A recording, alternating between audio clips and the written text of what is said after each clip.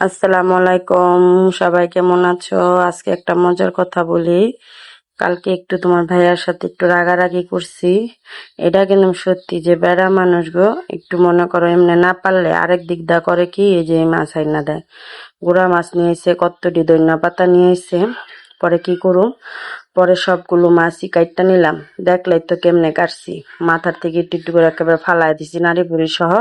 কারণ কি, এত আমি মনে করো কাটতে পারি না মাছ। পরে আর কি মাথার সাইড থেকে একটু একটু করে বেশি বেশি করে ফালায় ফালায় মনে করো মাছটা নিলাম। আর কই মাছ সব ফ্রোজিং করছি, শুধু একটা বড় কই মাছ নিয়ে ওইটারে কাটলাম, কারণ সেই ভাজা খাইবো। আমি তো কই মাছ খাই না। আর কি করার, মনে করো যেমন মানুষ সেমনই কাজ করছি, এটা তো আর আমার কিছু আহে যায় না। এর লেগে আমি বেশি বেশি ফালাই দিছি, কারণ আমি এমন মাছ করতে পারি না। আর কই মাছ করতে যে আমার হাতটাও কাইটে গেছে মনে করো অনেকখানি। আর তার মধ্যে মনে করো আমার হেল্পিং হ্যান্ড, মানে কাজের লোক, সে আবার আইসা পেঁয়াজ কাইটা দিছে, ভাজি ভুজি সব কিছু কুইটা দিছে। তার একে আবার বলা যায় মাছগুলো কুইটা দিলে তোমরাই বলো। পরে মাছটা একটু হানজায় মানে মাখায়া বসায় দিলাম কারেন্টের চুলায়।